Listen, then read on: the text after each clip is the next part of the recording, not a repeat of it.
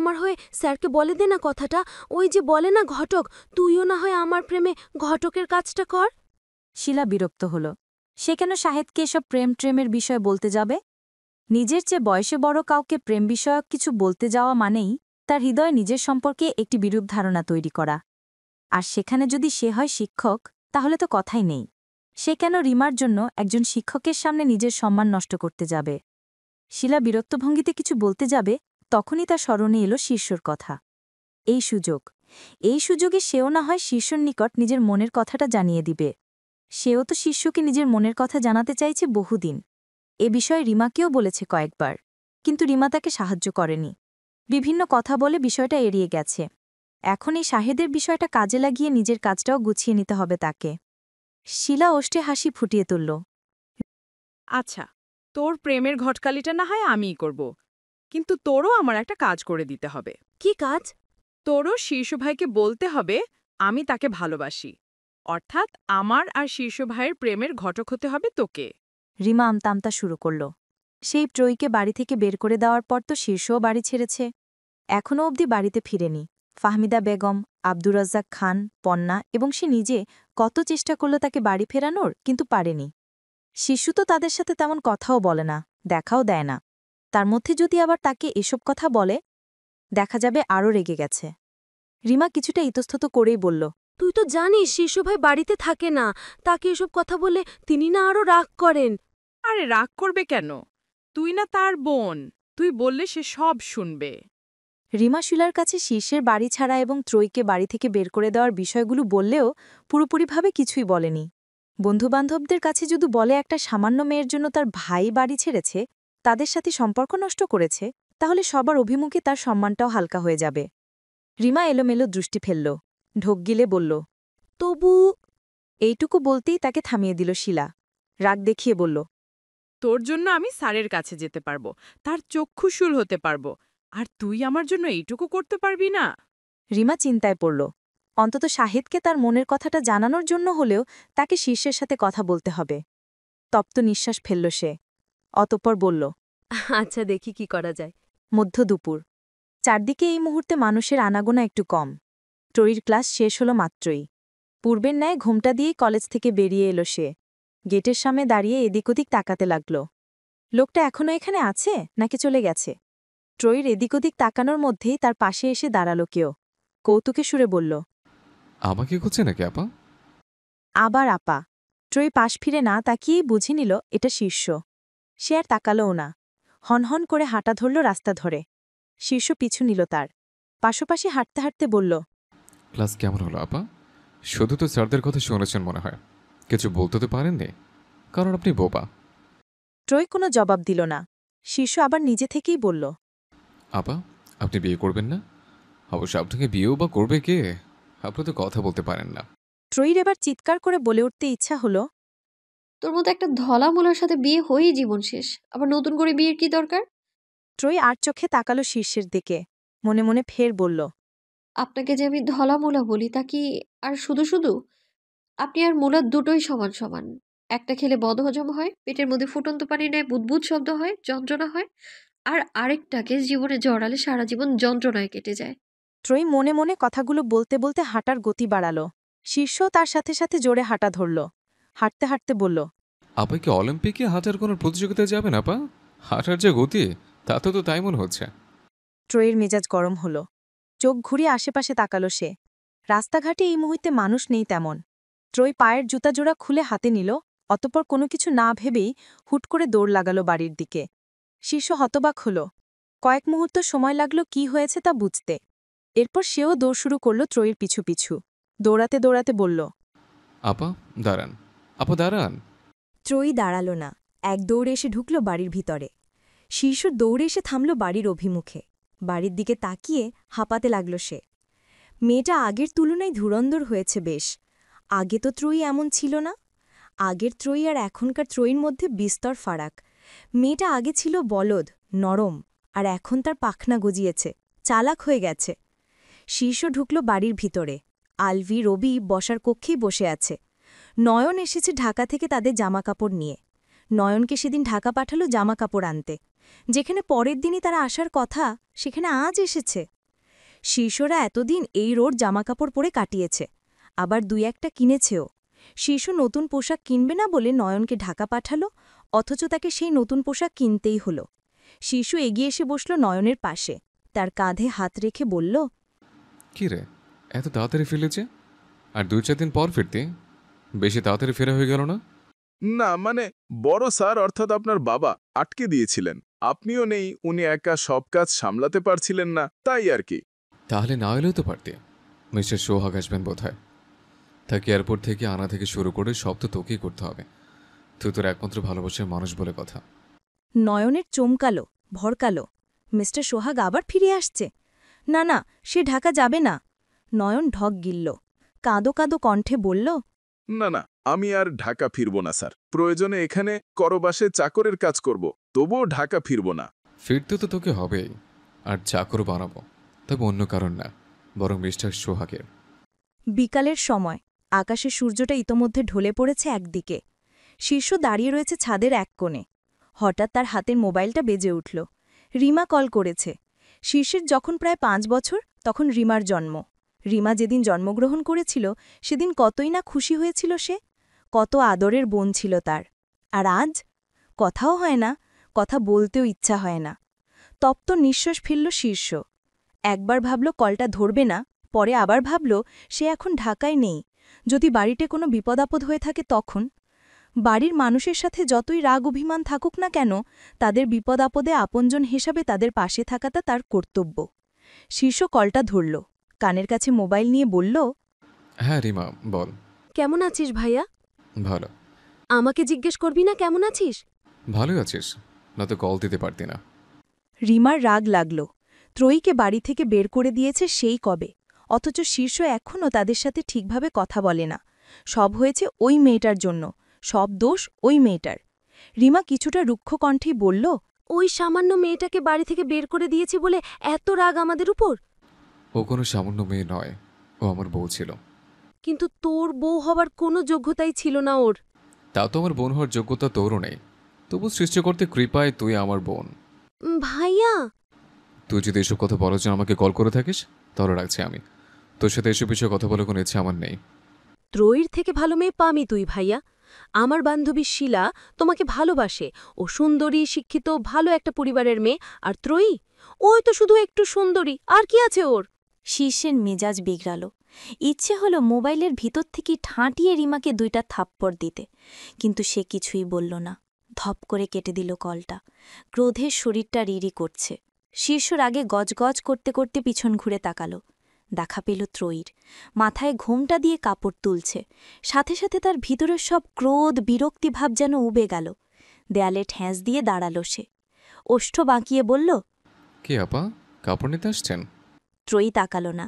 শীর্ষ ফের বলল, আপা, আপনার পেছনের দিক থেকে দেখতে না একদম আমার বউয়ের মতো লাগে। ইচ্ছে করে জাপটে ধরে 2-4টা চুমু খাই। এইটুকু বলে থামল সে।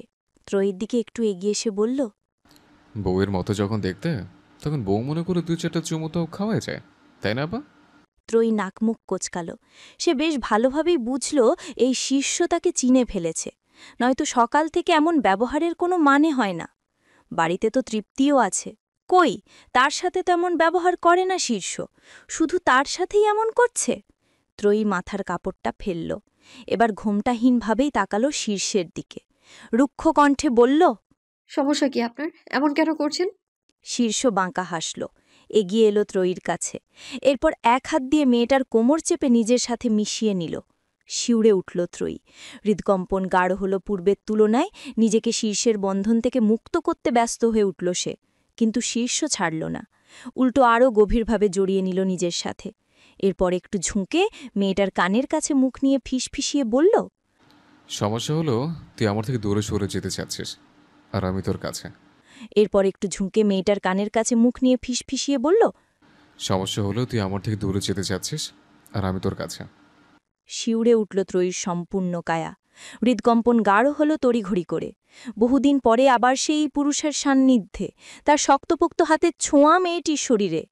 ত্রয়ী ঢোক গিলল, এলোমেলো দৃষ্টি ফেলে বলল, এইভাবে ধরেছেন কেন? ছাড়ুন আমায়। ছাড়বো না, কি করবে? ত্রয়ী কটমট করে তাকালো শীর্ষের দিকে। অপথাপ তার বন্ধন থেকে নিজেকে ছাড়াতে ব্যস্ত হয়ে উঠল। কিন্তু হায়, ত্রয়ী শীর্ষকে এক চুলো সরাতে পারল না নিজের থেকে। শীর্ষ বাঁকা হাসল, আলতো কাবে ত্রয়ীর গালে হাত ছুঁয়ে দিতে দিতে বলল, এইটুকু তো চুনোপুটির মতো দেহ, তার কি তেজ! এখন কি তুই আমাকে শক্তি বাদ দিয়ে তেজ দিয়ে দূরে সরাতে চাইছিস নাকি? আজে বাজে কথা না বলে ছাড়ুন আমায়। তোর কি মনে হয় ছাড়ার জন্য তোকে আমি এত কষ্ট করে খুঁজে বের করেছি? এই 6 মাসে কম দৌড় করাস নি আমাকে। এই প্রতিটা মাসের হিসেব আমি তোর থেকে সুদে আসলে নেব। ত্রয়ী ভ্রু কোঁচকাল। শীর্ষের মা বোন তাকে বাড়ি থেকে বের করে দিয়েছে, সে বেরিয়ে এসেছে। এখানে আবার হিসাব নিকাশ কিসের? ত্রয়ী ভ্রুজোড়া কুঁচকে রেখেই শুধালো, কিসের হিসেব নিকেশ? আমাকে ছেড়ে আসার হিসেব নিকেশ। এই 6 মাসে আমার থেকে দূরে থাকে এবং আমাকে কষ্ট দেওয়ার অপরাধে আগামী 6 বছর আমি তোর পেট খালি হতে দেব না। মানে? শীর্ষ একটু ঝুঁকল, ত্রয়ীর কানের কাছে মুখ নিয়ে ফিসফিসিয়ে বলল, 6 বছরে 6টা বাচ্চা। 6 মাসে তো আর 6টা সম্ভব না, তাই বিষয়টা 6 বছর পর্যন্ত টেনে নিয়ে গেলাম। এইটুকু দয়া তোর উপর আমি করলাম। তাছাড়া বিশ্রামেরও তো একটা দরকার আছে, তাই না? ত্রয়ী চমকালো, ভড়কালো। 6 বছরে 6টা বাচ্চা? সে মানুষ নাকি বাচ্চা তৈরির মেশিন? ত্রয়ী চোখ বড় বড় করল, হতবাক কণ্ঠে বলল, 6 বছরের 6টা বাচ্চা? কেন, কম হয়ে গেল? চিন্তা করিস না, ভাগ্য ভালো থাকলে 6 বছরের মধ্যে কোনো এক সময়ে যমজ বাচ্চাও হয়ে যেতে পারে। তখন বাচ্চার সংখ্যা বেড়ে যাবে। ত্রয়ী বিরস দৃষ্টিতে তাকালো শীর্ষের দিকে। বাচ্চা কি হাতের মোয়া যে যখন চাইবে আর হয়ে যাবে? কি বেলাজ পুরুষ মানুষ, আর তার কি বেলাজ কথাবার্তা! কি অবলীলায় সে বলে দিল কথাগুলো, একটু বাঁধলও না। ত্রয়ী নাক মুখ কোঁচকালো, কটমাট করে বলল, অসভ্য নির্লজ্জ পুরুষ মানুষ। কিসের বাচ্চা? কার বাচ্চা? দূরে সরুন আমার থেকে। দূরে তো সরবই না, আরও কাছে আসবো। বছর বছর বাচ্চার জন্ম দেব।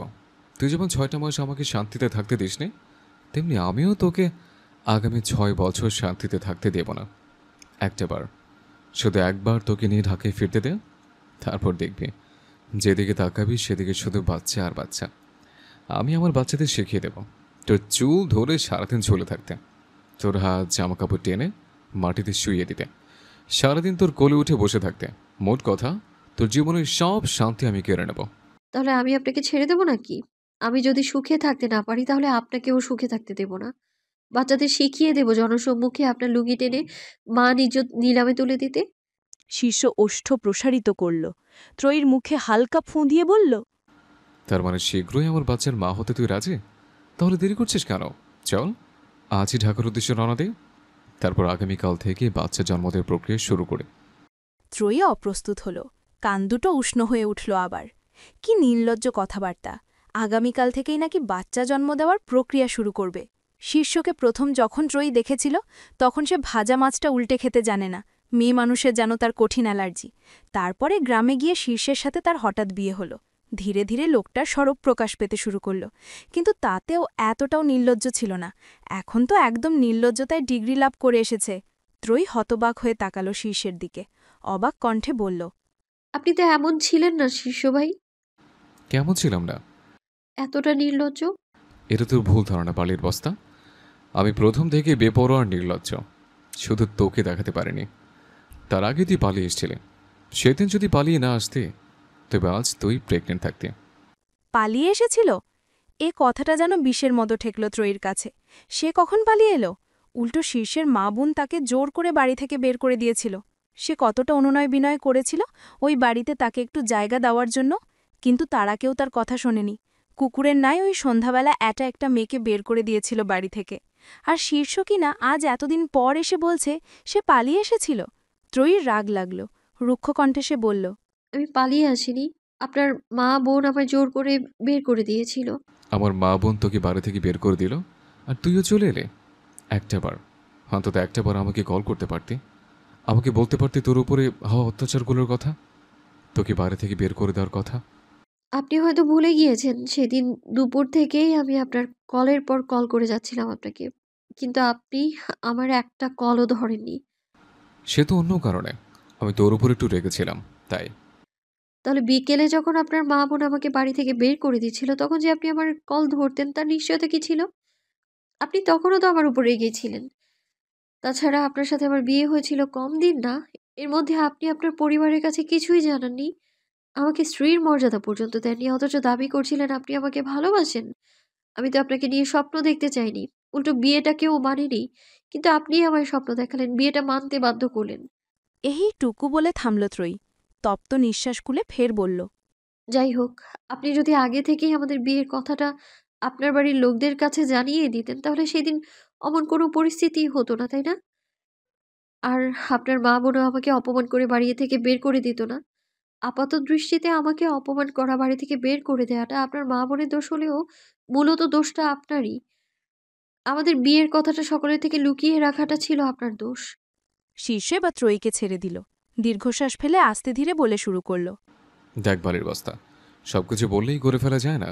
সবকিছুর একটা নির্দিষ্ট সময় অসময় রয়েছে। তোর আর আমার বিয়েটা গ্রামে কিভাবে, কোন পরিস্থিতিতে হয়েছিল তা তো অজানা নয়। তুই আমাকে নির্লজ্জ ভাবতে পারিস, আমিও মানছি আমি নির্লজ্জ। কিন্তু তো শুধু তোর ক্ষেত্রে, আমার বাবা মা বোন কিংবা বাইরের লোকের সামনে তো না। সেখানে আমি হুট করে এসে তাদের সামনে কিভাবে বলতাম আমি রাতের আধারে কট খেয়ে বিয়ে করেছি? বিষয়টা আমার কাছে অস্বস্তিদায়ক ছিল। তারপরও আমি ভেবেছিলাম বাবা মায়ের কাছে সবটা বলবো, কিন্তু মায়ের কাছে গিয়ে তার কথা শুনে আর আমার কথাগুলো বলা হয়ে ওঠেনি। আমার মায়ের আমার বিয়ে নিয়ে অনেক চিন্তা ভাবনা, অনেক শখ, অনেক স্বপ্ন। সব বাবা মায়েরই তো হয়তো এমন থাকে। আমি তো আমার মায়ের একটাই ছেলে, আমি কিভাবে পারতাম তার স্বপ্নগুলো ভেঙে দিতে? আমি চেয়েছিলাম সবাইকে বুঝিয়ে শুনিয়ে মায়ের সব স্বপ্নকে বাস্তবায়ন করে তোর সাথে আমার বিয়েটা করতে। তাই আমাদের কটকে বিয়ের কথাটা বলিনি বাড়ির কাউকে। আপনি ত্রয়ী আর পুরো কথাটার বলতে পারল না। তার পূর্বেই ভেসে এল তৃপ্তির কণ্ঠস্বর, মেয়েটা বোধহয় এদিকেই আসছে, পায়ের শব্দ শোনা যাচ্ছে। ত্রয়ী ছাদে এসেছে কম সময় না। সে যখন ছাদে এসেছিল তখন চারদিকটা পরিষ্কার ছিল, আর এখন আধার ঘনিয়েছে। একটু পর মাগরিবের আজানও পড়বে বোধহয়। ত্রয়ী আর কিছু বলল না শীর্ষকে। পিছন ঘুরে বাকি কাপড়গুলো তুলতে শুরু করল সে। ততক্ষণেই তৃপ্তিও এসে দাঁড়ালো ছাদে, কোমরে হাত দিয়ে বলল, সেই কখন ছাদে এসেছো আপু? এখনো কি কাপড় তোলা হয়নি? ওদিকে মা তোমাকে খোঁজাখুঁজি শুরু করেছে। ত্রয়ী কাপড়গুলো সব হাতে নিয়ে তাকালো তৃপ্তির দিকে। ওষ্ঠদয় ফাঁকা করে কিছু বলবে তার আগেই শীর্ষ বলল, তোমার আপু ছাদে এসে আমার সাথে গল্প বসেছিল, তাই কাপড় তুলতে তুলতে দেরি হয়ে গেছে। শীর্ষ ছাদের এক কোণে দাঁড়িয়েছিল বিধায় তাকে এতক্ষণ খেয়াল করেনি তৃপ্তি। এবার তার কণ্ঠস্বর শুনেই তাকালো শীর্ষের দিকে, ভ্রু কুচকে শুধালো, আপনিও ছাদে ছিলেন? হ্যাঁ, গ্রাম্য প্রকৃতিটা উপভোগ করতে এসেছিলাম একটু। ত্রয়ী কপাল কোচকাল। ত্রয়ী নিচে চলে গেল। শীর্ষ আর তৃপ্তিও আর দাঁড়াল না ওখানে। ছাদ থেকে নেমে এলো ত্রয়ীর পিছু পিছুই। চারদিকটা আঁধারের চাদরে ঢেকে যেতে শুরু করেছে একটু একটু করে। মাগরিবের নামাজের পরপরই ত্রয়ীদের বাড়ির বসার কক্ষে মজলিস বসেছে। আলিয়া বেগম এবং লুৎফা বেগম চা বানিয়েছেন সবার জন্য। এখনই চা সবার কক্ষে কক্ষে দিয়ে আসবেন, তার থেকে সবাইকে একসাথে এখানেই ডেকেছেন। তামিমও আজ এসে বসেছে বসার কক্ষে। আগের থেকে এখন অনেকটাই সুস্থ সে, একা একা হেঁটে চলে আসতে পারে। আলিয়া বেগম এবং লুৎফা বেগম সবার জন্য চা এনে রাখলেন টি টেবিলে। এতগুলো চায়ের মধ্যে শুধু একটা কফি। শীর্ষ কফির মগটা হাতে তুলে নিল। মগে চমুক দিতেই ওষ্ঠে হাসি ফুটে উঠল তার। সেই আগের স্বাদ। এই কফিটার দুধ চিনি দিয়ে বানানো হয়নি, একদম সেই যেমন কফি পছন্দ করে তেমনভাবে বানানো। এ বাড়ির মানুষদের তো আর তার পছন্দ অপছন্দ সম্পর্কে জানার কথা নয়। এর মানে এই কফি ত্রয়ীর বানানো। যাক, মেয়েটা তাকে ভুলে যায়নি, এখনও মনে রেখেছে তার সকল পছন্দ অপছন্দকে। শীর্ষের ভাবনার মধ্যেই দেখল ত্রয়ী হাতে এক কাপ চা নিয়ে নিজের কক্ষের দিকে যাচ্ছে। শীর্ষ আশেপাশে তাকালো একবার। সবাই যার যার কাজে ব্যস্ত, তার দিকে কেউ খেয়াল করছে না। এই সুযোগে সে কফি রেখে উঠে গেল। লম্বা লম্বা পায়ে এসে ত্রয়ীর কক্ষের নিকটে। মেয়েটা দরজা আটকানোর পূর্বে এসে তাড়াহুড়ো করে ঢুকল ভিতরে। ত্রয়ী ভ্রু কোচকাল, কপালে ভাঁজ ফেলে শুধালো, আপনি এইখানে? এলাম তোকে বাচ্চা তোরের প্রক্রিয়াটা আগে ভাগে একটু শিখিয়ে দিতে। নয়তো হঠাৎ করে 6টা বাচ্চা নিতে গেলে তুই ভয় পেয়ে যেতে পারিস। আবার সেই কথা? ত্রয়ী কটমট করল, দাঁতে দাঁত পিষে বলল, অসভ্য লোক, বের হন আমার রুম থেকে। শীর্ষ বেরোল না, উল্টো আটসাট বেঁধে বসল বিছানার ওপরে। চোখ ঘুরিয়ে আশপাশটা দেখতে দেখতে বলল, একা থাকিস সে কক্ষে? না, 10-12 জন নিয়ে থাকি। শীর্ষ কপালে ভাঁজ ফেলল, চোখে মুখে চিন্তিত ভাব ফুটিয়ে তুলে বলল, 10-12 জন নিয়ে থাকলে তো সমস্যা। আমি নির্লজ্জ, তবে এতটা নির্লজ্জ নয় যে 10-12 জনের সামনে তোকে বাচ্চার প্রক্রিয়া শেখাবো। আমার ভীষণ লজ্জা করবে। ত্রয়ী হতাশ হল। লোকটা এতটা বদ, অসভ্য। আর একে কিছু বলেও লাভ নেই। কথায় শুধু কথা বাড়বে, এই ব্যতীত আর কিছুই নয়। ত্রয়ী থুস করে একটা নিঃশ্বাস ফেলল, অতঃপর গিয়ে বসল পড়ার টেবিলে। টেবিলের উপর থেকে একটি বই টেনে নিয়ে মনোযোগ দেওয়ার চেষ্টা করল তাতে। শীর্ষ বসা থেকে উঠে দাঁড়াল এবার, এগিয়ে এসে ত্রয়ীর হাত থেকে টেনে নিল বইটি, অতঃপর নাকমুখ কুচকে বলল, কিসব বই পড়ছিল? তুই পড়বি জীববিদ্যা, নয়তো শারীরিক শিক্ষা, তা না এসব ছাইপাশ পড়ছিস। ত্রয়ীর ভিতরটা লাজে হাঁসফাঁস করে উঠল। এই লোকটি লাজ লজ্জা সব ঢাকায় রেখে তারপরে বরিশালে এসেছেন। মেয়েটার টান মেরে বইটা নিয়ে নিল শীর্ষের হাত থেকে, থমথমে কণ্ঠে বলল, আমি জীববিদ্যার ছাত্রী নই, আমি শারীরিক শিক্ষারও ছাত্রী নই। তাও তো ঠিক। যাক, ব্যাপার না, তুই একদম চিন্তা করিস না। সপ্তাহখানেকের মধ্যে আমি তোকে জীববিদ্যা, শারীরিক শিক্ষা সব শিখিয়ে দেব। আপনার আমাকে এসব ছাইপাশ শেখাতে হবে না। আপনি দয়া করে এই রুম থেকে যান। আমার আমার থেকে দূরে সরুন আপনি। একটু শান্তি দিন আমায়। শীর্ষ এবার ত্রয়ীর চেয়ারটা টেনে ঘুরিয়ে নিল নিজের দিকে, হাঁটু গেড়ে বসল তার অভিমুখে, বাঁকা হেসে বলল, দূর সরব কি? এখন তোর কাছে আসতে হবে, নয়তো 6 বছরে 6টা বাচ্চা নেব কিভাবে? এখন 1 সেকেন্ড অপচয় করা মানেও আমার বাচ্চাদের পৃথিবীতে আসতে 1 সেকেন্ড দেরি। দেখুন, আপনি কিন্তু বেশি বেশি করছেন এখন। আপনি আমার রুম থেকে যাবেন নাকি? যাব না, কি করবে? ত্রয়ীর হৃদয়ে ক্রোধের রাজ, ফোঁস করে কয়েকটা নিঃশ্বাস ফেলল সে। শিশুকে কিছু বলতে গিয়েও থেমে গেল। একে কিছু বলে লাভ আছে কি? উল্টো সে 1 বললে শিশু বলতে 3, তার থেকে তারই এখান থেকে চলে যাওয়া ভালো। সে চলে গেলে দেখা যাবে তার পিছু পিছু শিশু এ কক্ষ ছেড়ে বেরিয়ে এসেছে। ত্রয়ী চেয়ার ছেড়ে উঠে দাঁড়াল, কোনরূপ বাক্যবায় ব্যতীতই হনহন করে বেরিয়ে গেল কক্ষ ছেড়ে। শীর্ষ প্রথমে একটু ভরকে গেলেও পরক্ষণেই আবার সামলে নিল নিজেকে। ত্রয়ীর পিছু পিছু পা বাড়াতে বাড়াতে বলল, আরে আরে, কোথায় যাচ্ছিস? স্বামীকে এইভাবে কক্ষে একা ফেলে গেলে তোর গায়ে পাপ লাগবে, পাপ। রাত্রি কিছুটা ঊর্ধ্বে। শিষ্যরা কেবল রাতের খাবারের পাট চুকিয়ে এসে প্রবেশ করল তাদের জন্য বরাদ্দকৃত কক্ষে। গত কয়েকদিন এ কক্ষে শীর্ষ, রবি এবং আলভি 3 জন একসাথে ঘুমালেও আজ ঘুমাবে শীর্ষ এবং আলভি 2 জন। নয়ন আসার পর তাদের জন্য আরও একটি কক্ষ দেওয়া হয়েছে। তাই আর এক কক্ষে 3 জন না থেকে 2 জন 2 জন করে থাকবে বলে ঠিক করেছে তারা। কক্ষে প্রবেশ করেই আলভি ওয়াশরুমের দিকে গেল, আর শীর্ষ বসল বিছানায়। তখনই তাদের কক্ষের দরজায় টোকা পড়ল, সাথে আবার ভেসে এলো তামিমের গলা। আসবো? প্রায় সাথে সাথেই শীর্ষ জবাব দিল। আসুন। তামিম দরজা ঠেলে ভেতরে ঢুকল, এগিয়ে গিয়ে শীর্ষের পাশে বসতে বসতে বলল, কি অবস্থা আপনাদের? এখানে কোনো অসুবিধা হচ্ছে না তো? আমিও অসুস্থ মানুষ, ঠিকভাবে আপনাদের তদারকিও করতে পারছি না। আরে, এভাবে বলবেন না। আমাদের এখানে কোনো অসুবিধা হচ্ছে না। আর তদারকির কথা বলছেন? আপনি তদারকি করতে না পারলেও আপনার বাড়ির লোক করছেন। তাদের আপ্যায়নে আমরা আপ্লুত। ওইটা আমরা আরও এতদিন থেকে বোধহয় আপনাদের বিরক্ত করেছে। কী সব যে বলেন, আমরা মোটেও বিরক্ত হচ্ছি না। উল্টো আপনাদের আপ্যায়ন করতে পেরে আমরা আরও খুশি। আপনারা আমার জীবন বাঁচিয়েছেন। আপনাদের কাছে আমি সারা জীবনের জন্য ঋণী। এসব ঋণী টিনি বলে দয়া করে নিজেকে ছোট করবেন না।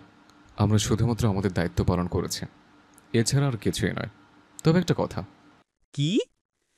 বিষয়টা ঠিক আপনি কিভাবে নেবেন আমি জানি না, তবে আমাদের মনে হয় আরও কিছুদিন আপনাদের বাড়িতে থাকা হবে। আসলে একটা কাজে ফেসে গিয়েছে, নয়তো সে কবে চলে যেতাম।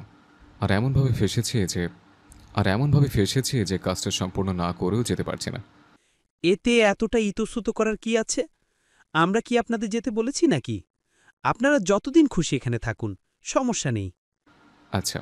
তামিমও শীর্ষের সাথে তাল মিলিয়ে হাসল একটুখানি, এরপর স্বল্প সময় নিয়ে বলল, একটা কথা ছিল আপনার সাথে। বলুন। আপনি কিন্তু এখনও আমার প্রশ্নের উত্তরটা দিলেন না। আমার বোনের ছবি আপনার মোবাইলে কিভাবে গেল বললেন না? ত্রয়ী কি আপনার আপন বোন? তামিম চুপ করে রইল। কি উত্তর দিবে সে? ত্রয়ী তো তার আপন বোন নয়, ধরতে গেলে তার সাথে কোনো রক্তের সম্পর্কও নেই মেয়েটির। ত্রয়ী তার সৎ মায়ের আগের স্বামীর সন্তান। তামিমকে চুপ করে থাকতে দেখে শীর্ষ বলল, আমার জানা মতে ত্রয়ীর কোনো ভাই বোন নেই। ওর বাবা ওকে ছোট রেখে সড়ক দুর্ঘটনা মারা গিয়েছেন। মা অন্যত্র বিয়ে করে চলে গেছেন। আপনি ত্রয়ীকে আগে থেকেই চিনেন?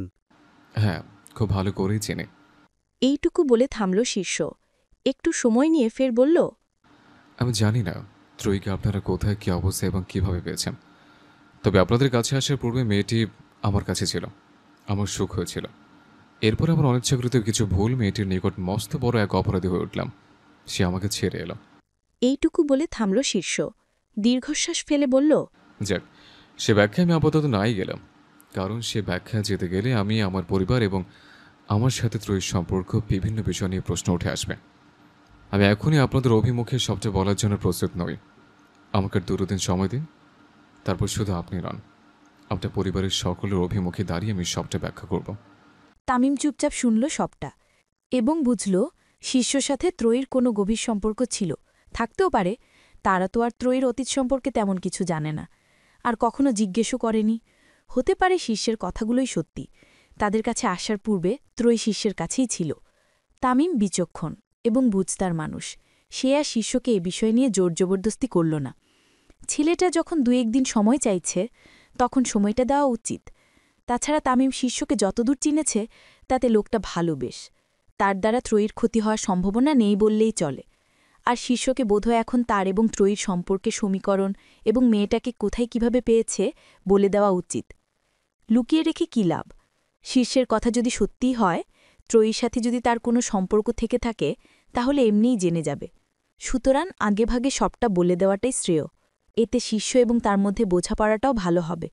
তামিম একটু সময় নিল, অতঃপর আস্তে ধীরে বলতে লাগল, আপনারা যাকে আমার মা হিসেবে জানেন, অর্থাৎ আলেয়া বেগম, তিনি আসলে আমার আপন মা নন, সৎ মা। ত্রয়ী তার সন্তান। আমার মা মারা যাওয়ার পর বাবা ত্রয়ীর মাকে বিয়ে করে এনেছিলেন।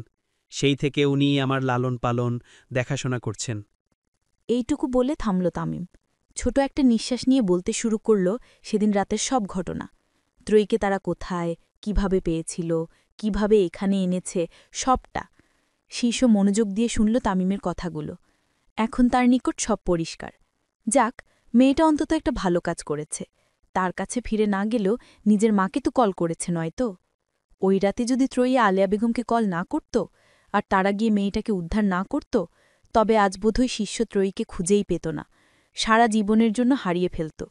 শিষ্য 2 হাতে ধরল তামিমের 2 হাত, কৃতজ্ঞতার স্বরে বলল, আপনারা যে আমার কত বড় উপকার করেছেন তা আপনারা নিজেরাও জানেন না। আপনাদের নিকট আমি সারা জীবন কৃতজ্ঞ থাকব। সকালের সময় চারদিকটা সূর্যের উজ্জ্বল আলোয় ভরে উঠেছে। মেহের একদম কলেজের জন্য তৈরি হয়ে বেরিয়েছে নিচ কক্ষ থেকে। তবে নিচে নেমেই বসার কক্ষে সে দেখা পেল কিছু জনমানবের। তার বাবাও বসে আছে সেখানে। হয়তো লোকগুলো তার বাবার কাছে কোনো কাজের জন্য এসেছে, এমন প্রায়ই আসে। মেহের ততটা পাত্তা দিল না, কলেজ ব্যাগটা কাঁধে নিয়ে বসার কক্ষ থেকে হেঁটে যাচ্ছিল। এর মধ্যে হঠাৎ তার কানে একটি বাক্য এসে বাড়ি খেল। এ মাসে কর্মচারীদের বেতন অর্ধেক দিবে। আর কেউ কিছু জিজ্ঞেস করলে বলবে, এ মাসে বাজারে প্রোডাক্ট তেমন চলেনি, অনেক লসে পড়তে হয়েছে, তাই শ্রমিকদের বেতনও কম দেওয়া হয়েছে। কিন্তু স্যার, এ মাসে তো আমাদের কোনো লস হয়নি, উল্টো আরও লাভ হয়েছে। তা আমরা জানি, ওরা তো জানে না। আমরা ওদের যা বোঝাবো ওরা তাই বুঝবে। শুধু শুধু এদের বেতন আটকে রেখে লাভ কি? আজ না হোক কাল এদের সম্পূর্ণ বেতন তো পরিশোধ করতেই হবে। তার থেকে এ মাসেই দিয়ে দিন, পরে তো এদের মাসিক বেতন আবার এই বকেয়া বেতন মেলে অনেক টাকা হবে। ওদের এই বকেয়ার বেতন পরিশোধ করব তোমাকে কে বলল? সময় আসতে দাও, তখন দেখো কি করি। যাই হোক, এ কাজের জন্য তোমরাও বকশিস পাবে। আমার সঙ্গ দেওয়ার জন্য তোমাদের খালি হাত ফেরাবো না। বকশিসের কথা শুনে চোখ মুখ চকচক করে উঠল উপস্থিত সকলের। তারা আর কেউ সরোয়ার চৌধুরীর কথার উপরে কোনো প্রতিবাদ করল না। তবে পাজোড়া থেমে গেল মেহেরের। নিজের কানকে এই মুহূর্তে তার বিশ্বাস হচ্ছে না। এইমাত্র এই কথাগুলো তার বাবাই বলল তো, নাকি অন্য কেউ? তার বাবা এইভাবে তাদেরই কারখানার শ্রমিকদের হক মেরে খায়? এ তার বাবার কেমন রূপ? তবে কি আলভি সত্যিই বলেছিল তার বাবা তাদের সামনে যেভাবে থাকে আসলে সে তেমন নয়? সে দুর্নীতিগ্রস্ত, ঠক, প্রতারক। মেহেরের পাজোলা আর চলতে চাইল না। লজ্জায়, ঘৃণায় এবং অবিশ্বাসের দাপটে কাঁপন ধরল পুরো শরীরে। আকাশে স্থান পাওয়া সূর্যটা তার তেজ বাড়িয়েছে আরও, সেই সাথে পাল্লা দিয়ে বেড়েছে চারদিকের ব্যস্ততা। শিলা একা একা বসে রয়েছে তাদেরই কলেজ ক্যাম্পাসে, অপেক্ষা রিমার আসার। মেয়েটাকে বলেছিল শিষ্যকে তার ভালোবাসার কথা জানাতে, জানিয়েছে কিনা কে জানে। শিলার ভাবনার মধ্যেই সে অনুভব করল কেউ এসে বসেছে তার পাশে। পাশ ফিরে রিমাকে আবিষ্কার করতেই আনন্দিত হল সে। উত্তেজিত কণ্ঠে বলল, তুই এসেছিস? আমি সেই কখন থেকে তোর জন্যই অপেক্ষা করছিলাম। আজ একটু দেরি হয়ে গেল, রাস্তায় যা জ্যাম। তা তোর কি অবস্থা, কেমন আছিস? এই তো আলহামদুলিল্লাহ ভালো। তোর? আলহামদুলিল্লাহ। শিশু ভাইয়াকে বলেছিলি আমার কথা? রিমা কিছুটা দোটানায় পড়ল। শিশুকে তো সে অবশ্যই শিলার কথা বলেছে, কিন্তু তার ভাই যে এখনও ত্রয়ীর জন্যই পাগল। শিলার বিষয়ে কোনো কথা শুনতেই সে নারাজ। এই কথাগুলো এখন সে শিলাকে কিভাবে বলবে? বললে দেখা যাবে শিলা কষ্ট পাবে, আবার না বললেও তো ঝামেলা। শিলা শিশের আশায় বুক বেঁধে থাকবে, তাকে একতরফা ভালোবেসে যাবে। যাক, তার বলার কাজ বলে দিক, পরে যা হবার হবে। তপ্ত নিঃশ্বাস ফেলল রিমা, এরপর বলল, বলেছিলাম, কিন্তু শীর্ষ ভাই এখনও ত্রয়ীর জন্যই পাগল। সে তোর বিষয়ে কোনো কথাই শুনতে চায় না। আমি বলি কি শিলা, তুই শীর্ষ ভাইয়াকে ভুলে যা। শুধু শুধু তার পিছনে পড়ে থেকে আর কি লাভ? তাছাড়া শীর্ষ ভাইয়ার সাথে ত্রয়ীর বিয়ে হয়েছে। তুই তো বলেছিলি তোরা ত্রয়ীকে বাড়ি থেকে বের করে দিয়েছিস। এখন আর শীর্ষ ভাইয়ের সাথেও সম্পর্ক নেই। শীর্ষ ভাইকে আমি পেলেও পেতে পারে। তা বলেছিলাম, কিন্তু এখন দেখছি সে এখনও ওই মেয়েটার জন্যই পাগল, ওই মেয়েটাকেই খুঁজে বেড়াচ্ছে। দেখ শিলা, কারো মনের ওপরে তো আমাদের হাত নেই। আর শীর্ষ ভাইয়ার তোকে ভালোবাসে না, তুই তাকে ভুলে যা। ভুলে যা বললে কি সব ভোলা সম্ভব নাকি? আর যদি শিশুকে সে ভুলেই যাবে, তাহলে রিমার সাথে বন্ধুত্বটা কেন করল? ক্রোধে শরীরটা রিরি করে উঠল শিলার। এর মধ্যেই রিমা শুধালো, আমি আমার বিষয়টা সাহেদ স্যারকে বলবি কবে? শিলার ক্রোধ যেন আরও বাড়ল।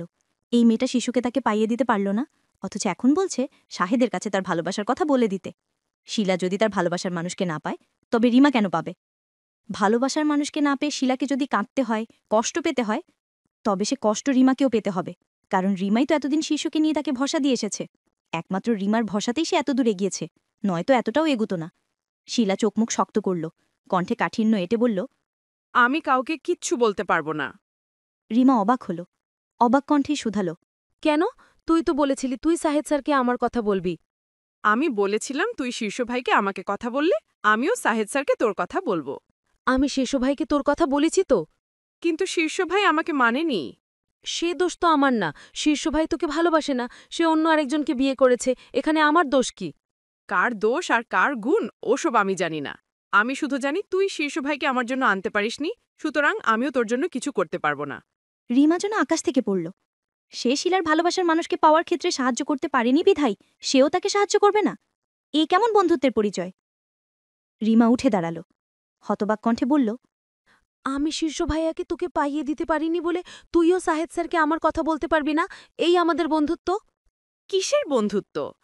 তোর সাথে আমি বন্ধুত্বই করেছি শীর্ষ ভাইয়ের জন্য, তাকে পাওয়ার জন্য।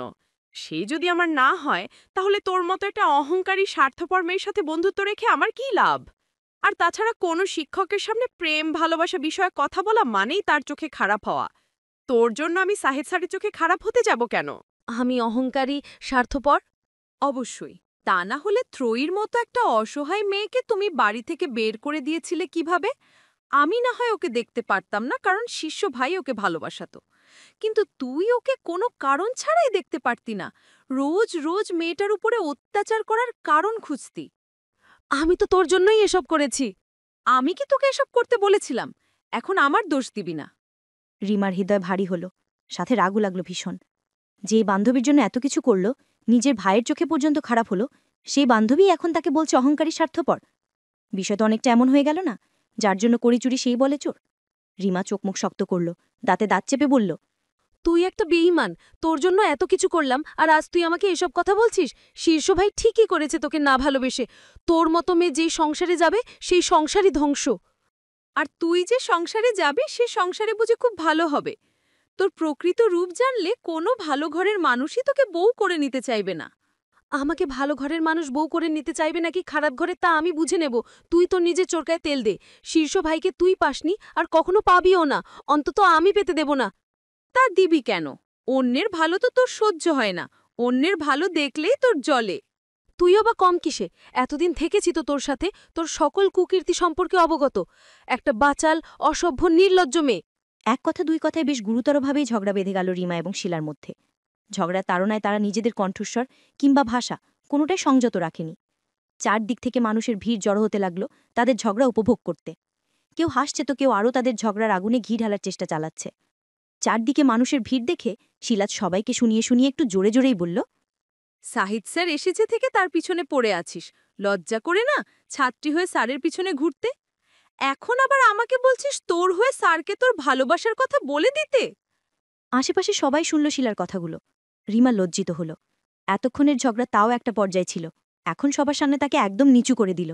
রিমা আশেপাশে তাকালো, দাঁতে দাঁত চেপে বলল, আমি শাহেদ স্যারের পিছনে ঘুরি, আর তুই কি করিস? এতদিন আমার ভাইয়ের পিছনে ঘুরেছিস, আমার পিছু পিছু আমাদের বাড়ি পর্যন্ত গিয়েছিস। যেই দেখলি আমার ভাই তোকে পাত্তা দেয় না, অমনি আমি ভালো না।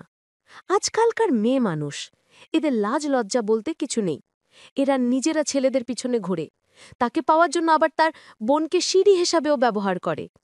এবার শিলাও লজ্জিত হল, অপ্রস্তুত ভঙ্গিতে তাকালো আশেপাশে। সবাই কেমন ঘৃণ্য দৃষ্টিতে তাকিয়ে আছে তার দিকেই।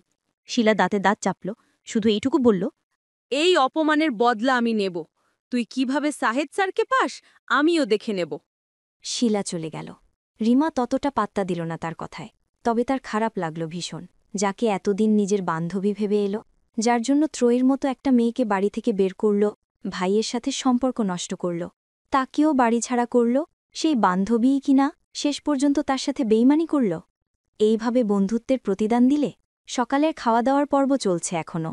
সোহরাব হোসেন এবং সুমন হোসেন ইতোমধ্যে খাওয়া দাওয়া শেষ করে অফিসে চলে গেছেন। তবে শীর্ষ, আলভি, রবি এবং নয়ন এখনও খাবার টেবিলে। তাদের আজ খাবার খেতে বসতেই দেরি হয়েছে। কিছুটা সময় নিয়ে খাওয়া শেষ করল শীর্ষ, আলভি, রবি এবং নয়ন। তৃপ্তি এবং লুৎফা বেগম নামলেন এঁটো বাসনকোসন গুছাতে। রবি চেয়ার ছিঁড়ে উঠে দাঁড়াল, হাত ধুতে যাবে। বেসিনের দিকে এক পা বাড়াতেই তৃপ্তি হঠাৎ নিজের এক পা বাড়িয়ে দিল। রবি অতটা খেয়াল করল না। বেখেয়ালিতে পরের কদম বাড়াতেই তার পা বাঁধল তৃপ্তির পায়ের সাথে। মুহূর্তেই শরীরের ভারসাম্য হারাল সে। সামনে ছিল চেয়ার, সেই চেয়ারের উপর হুমড়ি খেয়ে পড়ল। ফলস্বরূপ চেয়ারের এক কোণা ঢুকে পড়ল রবির কপালে। সাথে সাথে লাল রক্তের দেখা মিলল সে স্থান থেকে। আকস্মিক ঘটনায় চমকে উঠল উপস্থিত সকলে। শীর্ষ, আলভি এবং নয়ন ছুটে গেল তাকে ধরতে, কিন্তু যা ঘটার তার আগেই ঘটে গেছে। শীর্ষ এবং আলভি হন্তধন্ত হয়ে ধরল রবির দুই বাহু, টেনে উপরের দিকে তুলতে তুলতে শুধাল। সে ঠিক আছে কিনা রবি সোজা হয়ে দাঁড়াতেই ফের চমকাল সবাই। লুৎফা বেগম তাড়াহুড়ো করে বললেন, এ কি, তোমার তো কপাল কেটেছে? ইস, কত রক্ত বেরিয়েছে। রবি হাত দিল কপালে। ততক্ষণে রক্ত তার কপাল বেয়ে নাক অব্দি গড়িয়েছে। ব্যথাও লাগছে ভীষণ, মাথাটা ঝিমঝিম করছে। তবুও জোরপূর্বক ওষ্ঠে হাসি ফুটিয়ে তুলল সে। অতপর বলল, ওই একটু কেটেছে, সমস্যা নেই। তা বললে হবে কি করে? কতখানি কেটে গেছে, রক্তও বেরিয়েছে। কথাটা বলেই তিনি তাকালেন তৃপ্তির দিকে। তাড়া দিয়ে বললেন, ফার্স্ট এইড বাক্সটা নিয়ে আই তো তাড়াতাড়ি, রক্ত পড়া বন্ধ করতে হবে এখনই। তৃপ্তি এতক্ষণ চুপচাপ দাঁড়িয়েছিল এক কণে। ভীষণ খারাপ লাগছে তার। অপরাধবোধে ভিতরটা মুষড়ে পড়েছে। আজ তার জন্যই রবির কপাল কাটল, এতটা রক্ত গড়াল। সে এত কিছু ভেবেও পা বাড়ায়নি তখন। সবসময় রবি শুধু তাকে অপমান করে, তাই সে রবিকে একটু শিক্ষা দিতে চেয়েছিল। সে ভেবেছিল পা বাড়াবে, রবি তার পায়ে বেঁধে হোঁচট খাবে, আর তারপর সবাই রবির উপরে হাসবে। কিন্তু সেখানে যে এত বড় একটা দুর্ঘটনা ঘটে যাবে সে বুঝতেই পারেনি। তৃপ্তি আর দাঁড়াল না ওখানে, ছুটে গিয়ে ফার্স্ট এইড বাক্সটা নিয়ে এলো। ততক্ষণে রবি শীর্ষরাও হাত ধুয়ে চেয়ারে বসেছে। তৃপ্তি ফার্স্ট এইড বাক্স আনতেই শীর্ষ টানিয়ে নিল। বসল রবির কপালে ঔষধ লাগাতে। কিছুটা সময় গড়াল। ত্রয়ী কাঁধে কলেজ ব্যাগ নিয়ে কেবলই বেরুল বাড়ি থেকে। শীর্ষ তার পিছু পিছু বেরিয়ে এলো। পিছন থেকে ডেকে বলল, বালির বস্তা, দাঁড়া।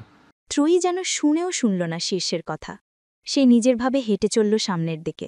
শীর্ষ দাঁতে দাঁত পিষল, কটমট করে বলল, তোকে দাঁড়াতে বলেছে, বালির বস্তা, দাঁড়া। ত্রয়ী এবারেও দাঁড়াল না। শীর্ষের রাগ লাগল ভীষণ। লম্বা লম্বা পা ফেলে গিয়ে দাঁড়াল মেয়েটার পথ আগলে।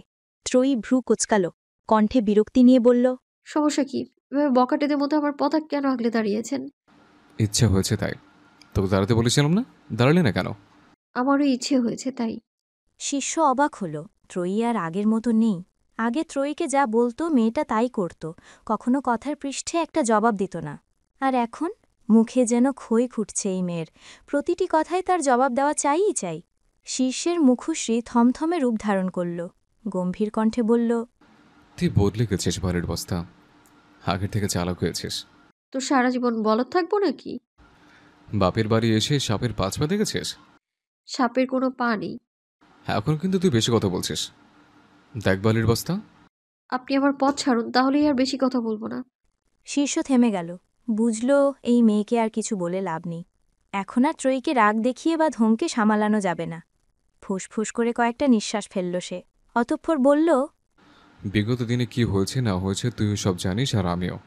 আমি মানছি আমার বোন মা অন্যায় করেছে, এবং তার জন্য তাদের আমি যথেষ্ট শাস্তি দিয়েছি। তোকে বাড়ি থেকে বের করে দিয়েছিল বলে আমিও বাড়ি থেকে বেরিয়ে গিয়েছি। গত 6 মাস ধরে আমি বাড়ি ফিরি না, মা বোনের সাথে কথা বলি না। তো